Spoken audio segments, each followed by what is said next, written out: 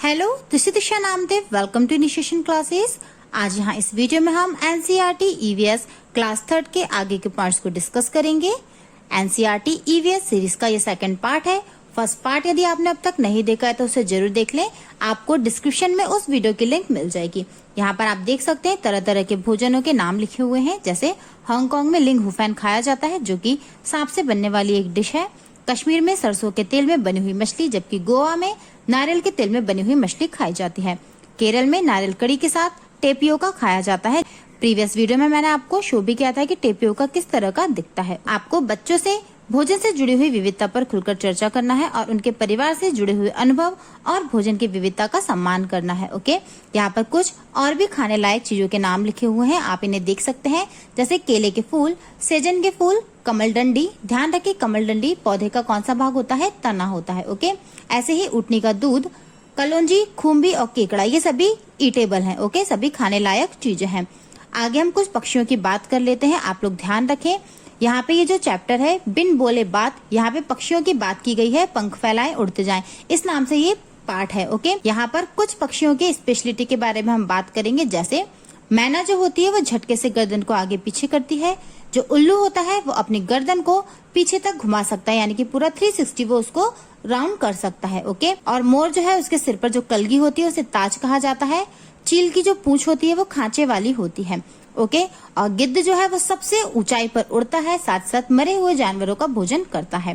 ध्यान रखें, पक्षियों के जो पंख है वो उड़ने में मदद करते हैं, साथ साथ शरीर में गर्मी भी रखते हैं और पुराने छोड़कर नए आते रहते हैं। ये आपको ध्यान रखना है। पक्षियों के अलावा और भी यहाँ पर कुछ नाम है जो उड़ सकते हैं, ये आपको ध्यान रखना है। तितली, मधुमक्खी, तिलचट्टा, मक्खी, चमगादड़ और टिड्डा। ओके, अब आगे हम बात करेंगे ब्रेल लिपि की। तो लुइस ब्रेल जो कि फ्रांस निवासी है, उनके द्वारा ब्रेल लिपि बनाई गई थी।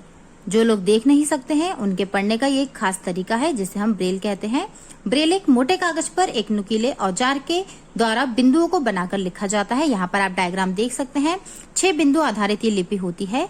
लुइस ब्रेल जब 3 साल के थे तब अपने पिता के नुकीले औजारों से खेलते समय उनकी आंख में चोट लग गई थी, जिसकी वजह से उनकी आंख खराब हो गई थी, किंतु उनमें पढ़ने की जिज्ञासा थी, तब उन्होंने इस लिपि की खोज की। ओके, आप यहाँ पे देखेंगे 6 बिंदु आधारित होती है। इसमें 2 बिंदु जो है वो हॉरिजॉन्टल यानी कि क्षैतिज है, जबकि 3 बिंदु क्या रहते हैं? वर्टिकली यानी ऊर्ध्वाधर होते हैं। इस तरह से ये 6 बिंदु होते हैं, इनके ऊपर आधारित पूरी लिपि है। ये बिंदु जो है वो उभरे हुए बने होते हैं, ये आपको ध्यान रखना है। ओके, जो लोग फिजिकली हैंडीकैप है उनके प्रति आपको बच्चों को संवेदनशील बनाना है। अब यहाँ पर हम विभिन्न पेड़ पौधों की बात करेंगे जो कि दवाई के रूप में प्रयोग किए जाते हैं पारंपरिक रूप से। जैसे चोट लगने पर हल्दी चूना लगाया जाता है, हल्दी का दूध दिया जाता है। पेट दर्द होने पर सौंठ, अजवाइन आदि को पानी में मिलाकर दिया जाता है। खांसी होने पर तुलसी, अदरक, लौंग आदि की चाय बनाई जाती है या फिर काढ़ा बनाया जाता है। दांत में जब दर्द होता है तब लौंग तेल का प्रयोग किया जाता है। तो ऐसे जो पेड़ पौधे हैं पारंपरिक रूप से दवाई के रूप में काम में आते हैं, इनका आपको बच्चों को ज्ञान देना है। ऐसे ही कुछ पौधे ऐसे भी होते हैं जिनके अलग अलग भागों को हम भोजन के रूप में प्रयोग करते हैं। जैसे अभी हमने बात की, कुछ पेड़ ऐसे हैं जिनके फूलों को खाया जाता है, जैसे हमने बात की थी केले के फूल, सहजन के फूल, जबकि कुछ पेड़ों के तनों को हम भोजन के रूप में लेते हैं, जैसे कमल डंडी, या फिर इसके अलावा हल्दी जो है, अदरक है, आलू है, इन सब का तना हम खाते हैं। ऐसे ही कुछ मूसला जड़ें भी खाई जाती हैं।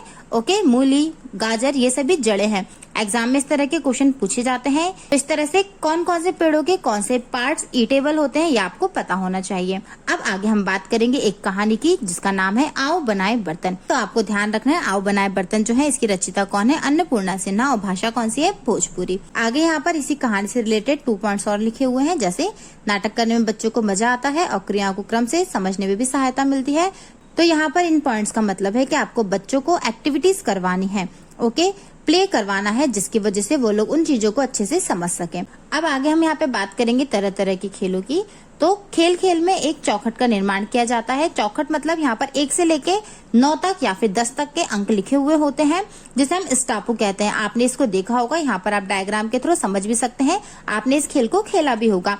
इसे ठिप्पी की सहायता से खेला जाता है। ओके, कुछ और स्थानीय खेल भी हैं स्टापू के अलावा, जैसे पिट्ठू, अष्टाचंगा या फिर कंचे खेलना, गिल्ली डंडा, पतंग उड़ाना, शतरंज, ये सब आपको पता होना चाहिए। ओके, एग्जाम में इस तरह के क्वेश्चन भी पूछे जा सकते हैं कि नंबर ऑफ प्लेयर्स कितने होते हैं। जैसे हम बात करें हॉकी, फुटबॉल या क्रिकेट की, तो इसमें खेलने वाले खिलाड़ियों की संख्या होती है 11।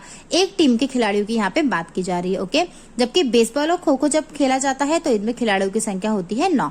कबड्डी, वाटर पोलो या फिर नेट पोलो में खिलाड़ियों की संख्या होती है 7। तो इस तरह से आपको ध्यान रखना है। पोलो में खिलाड़ियों की संख्या 4, रग्बी फुटबॉल में 15, टेबल टेनिस या फिर टेनिस में 1 या 2 प्लेयर हो सकते हैं। ओके, और जबकि जिम्नास्टिक में 8 यहाँ पर खिलाड़ी होते हैं। तो ये छोटी बातें हैं, आपको इन्हें ध्यान रखना है। आप लोग बच्चों से अलग अलग तरह के खेलों के स्थानीय नाम भी जान सकते हैं। साथ ही साथ स्थानीय मशहूर खिलाड़ियों पर जानकारी भी एकत्रित करवाई जा सकती है। आप लोगों को एग्जाम के पॉइंट ऑफ व्यू से खिलाड़ियों के नाम पता होने चाहिए कि कौन सा खिलाड़ी किस खेल से बिलोंग करता है। ओके, अब यहाँ पर आगे बात की गई है कक्षा में अपने मित्र को चिट्ठी लिखकर कुछ बताने में बच्चों को मजा आएगा तथा ये उन्हें पत्र लेखन के लिए भी प्रोत्साहित करेगा। ओके, असली चिट्ठियां जो है वो आप लोग बच्चों को दिखा सकते हैं कि किस तरह से पहले के जमाने में चिट्ठियां चलती थी, और फिर आप लोग तरह तरह के कम्युनिकेशन के जो सोर्स है उनके बारे में बात कर सकते हैं। पुराने जमाने के बारे में पता करने का एक महत्वपूर्ण स्रोत बुजुर्ग होते हैं। आप लोग बच्चों को प्रेरित कर सकते हैं कि वो अपने बड़े बुजुर्गों से बात करें। ओके, ऐसे स्थानीय परिवेश को देखते हुए बच्चों से अन्य माध्यमों की बात भी की जा सकती है। ओके, अब यहाँ पर हम बात करेंगे, काफी इंपॉर्टेंट पॉइंट्स हैं, आप ध्यान रखें। मकानों की विविधता की हम यहाँ पर बात करेंगे, जैसे असम, राजस्थान, दिल्ली या फिर जो पहाड़ी इलाके होते हैं वहां पर किस तरह के मकान होते हैं। इन जगहों का परिवेश समझने में बच्चे इन मकानों की हेल्प से समझ पाएंगे। मतलब मौसम के अनुसार यहाँ पर मकानों के प्रकार होते हैं, ये आपको पता होने चाहिए। जैसे पहला पॉइंट यहाँ पर क्या है, असम के मोलन गांव में काफी बारिश होती है। वहाँ मकान जमीन से लगभग 10 से 12 फुट ऊंचे बनाए जाते हैं। इन्हें मजबूत बांस के खंभों पर बनाया जाता है और ये घर अंदर से भी लकड़ियों से ही बने होते हैं। तो आप यहाँ पर समझ सकते हैं असम में ज्यादा बारिश होती है, इस वजह से मकान ऊंचाई पर बने हुए हैं और ऊंचा करने के लिए यहाँ पर किसका प्रयोग किया गया है, बांस के खंभों का। ये आपको ध्यान रखना है। ये जो इलाके होते हैं इनमें घर काफी ऊंचे होते हैं, तो चढ़ने के लिए यहाँ पर नसेनी का प्रयोग किया जाता है और ये जो नसेनी यानी जो सीढ़ियां होती हैं इन्हें रात के समय हटा दिया जाता है ताकि चोर या जानवर ना चढ़ पाए। ओके, यहाँ पर 10 से 12 फुट यहाँ पर ऊंचाई लिखी हुई है मकान की, ये आपको ध्यान रखना है, लगभग 10 से 12 फुट। आप इसको 3 से 3.5 मीटर भी समझ सकते हैं। ओके, अब यहाँ आगे बात की गई है मनाली की। मनाली एक पहाड़ी इलाका है, यहाँ पर भी बारिश और बर्फ ज्यादा पड़ती है, इसलिए ये जो मकान है पत्थर या लकड़ी से बनाए जाते हैं। ओके, आगे दिल्ली के मकान किस तरह के होते हैं, तो आप सभी को पता है यहाँ पर काफी ऊंचे ऊंचे मकान होते हैं, मल्टी स्टोरेज बिल्डिंग होती है, लिफ्ट लगी होती है।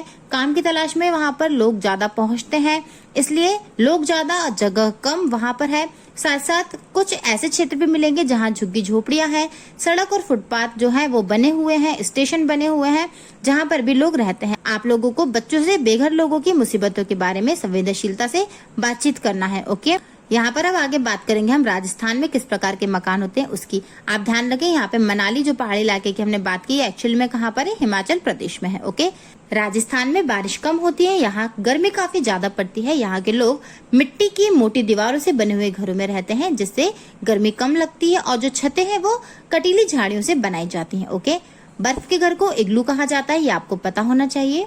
हाउस बोट ये भी घर की तरह होता है जो झील और छोटी छोटी नदियों में अस्थायी निवास के लिए बनाया जाता है। ओके, हमें जानवर के बारे में चर्चा करना है बच्चों से, जानवर के प्रति बच्चों को संवेदनशील बनाना है। जैसे हम जानवरों को पालते हैं तथा उनकी देखभाल भी करते हैं, ये संबंध समझने से बच्चों को उनके परिवेश में जीवों की आपसी निर्भरता समझने में आसानी होगी। ओके, प्रकृति संतुलन में कैसे सभी का तालमेल जरूरी है, इसके बारे में आपको बच्चों से बात करना है। यहाँ प्रकृति संतुलन को बखूबी समझने के लिए एक कहानी भी दी गई है, आम की कहानी, जो कि रानी और एक माली के बीच की है। ओके, आगे हम बात करेंगे, एक चैप्टर है बूंद बूंद से, यहाँ पर पानी की बात की गई है। राजस्थान के एक बज्जू गांव की यहाँ पर बात की गई है। इस गांव में चारों तरफ रेत रेत दिखाई देती है, जो बावड़ियां हैं वो सूख जाती हैं क्योंकि राजस्थान में कम बारिश होती है। ओके, बावड़ी जो है वो एक्चुअल में पानी के छोटे तालाब का ही रूप होता है जिसमें सीढ़ियां बनी हुई होती हैं। ओके, यहाँ पर पानी के स्रोत टाका की बात की गई है। बारिश का पानी टाका में संचित करके रखते हैं यहाँ के लोग। टाका का निर्माण कहीं भी सुविधा के अनुसार किया जा सकता है। अधिकांशतः आंगन में टाका बनाया जाता है। टाका एक्चुअली में क्या है, पक्का गड्ढा होता है। आप लोग बच्चों से पानी व उनसे जुड़ी हुई समस्याओं के बारे में बातें कर सकते हैं। ओके, किस तरह से पानी को हम स्टोर कर सकते हैं, किस तरह से सेव कर सकते हैं, पानी की बर्बादी किस वजह से होती है, बचत के सुझाव क्या हो सकते हैं, इन सभी के बारे में आप बच्चों से बात कर सकते हैं। और रिस्टोर के साथ साथ रीयूज करने की भी बातें आप बच्चों से कर सकते हैं। पानी सबका साझा है, यानी कि water is shared by all. ये बात आपको बच्चों को समझानी है कि किसी भी एक व्यक्ति का पानी पर हक नहीं है, सभी लोगों का बराबर हक होता है। ओके, जिस जगह पर पानी की किल्लत होती है वहाँ पानी की बचत करने व दोबारा इस्तेमाल करने के कई तरीके अपनाए जाते हैं। ऐसा वे लोग मजबूरी में करते हैं। इस बात को समझकर बच्चे अपने जीवन में पानी की बचत के कुछ तरीके अपना सकते हैं। ओके, इस्तेमाल किए हुए पानी के पुनः उपयोग पर चर्चा आपको बच्चों के साथ करनी है। पानी के बचाव के महत्व को समझने में इससे सहायता होगी। अब यहाँ पर आगे हम बात करेंगे परिवारों के कई रूप की। तो ये आपको पता होना चाहिए, परिवार कई प्रकार के होते हैं। ज्वाइंट फैमिली हो सकती है, न्यूक्लियर फैमिली भी हो सकती है। न्यूक्लियर फैमिली हम उसे कहेंगे जिसमें माता पिता और सिर्फ बच्चे ही रहते हैं, जबकि जो ज्वाइंट फैमिली है, संयुक्त परिवार है, इसमें माता पिता के अलावा बच्चे और दादा दादी, ताऊ जी, ताई जी, चाचा चाची, बुआ आदि भी रहते हैं। ओके, आप लोग यहाँ पे बच्चों से गोद लिए हुए बच्चों के बारे में और साथ ही साथ रिश्तेदारों के बारे में भी चर्चा कर सकते हैं। आपको बच्चों को सिखाना है कि माता से संबंधित जो रिश्तेदार है उन्हें मैटरनल रिलेटिव्स, और जो पिता से संबंधित पिता के साइड वाले जो रिश्तेदार है उन्हें पैटर्नल रिलेटिव्स कहते हैं। ओके, इस बारे में आपको बच्चों को सिखाना है। अब आगे यहाँ पर मैप रीडिंग की बात की गई है। किताब में एक गाना दिया हुआ है जिसकी वजह से बच्चे आगे पीछे दायां बायां ऊपर नीचे आदि को सीख सकेंगे। आपको बच्चों को मैप रीडिंग से रिलेटेड कुछ बेसिक पॉइंट्स बताना है। साथ ही साथ जो बेसिक साइन होते हैं ये भी आपको बच्चों को समझाना है। इसमें एरो के निशान हो सकते हैं, अस्पताल का जो प्लस का साइन होता है ये भी हो सकता है, और इसी तरह से जो बाकी और बेसिक साइन है ये आप बच्चों को समझा सकते हैं। ओके, तो आज यहाँ इस वीडियो में इतना ही। आगे के पॉइंट्स को हम नेक्स्ट वीडियो में डिस्कस करेंगे।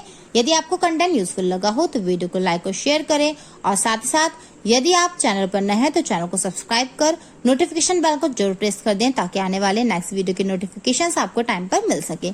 Thank you.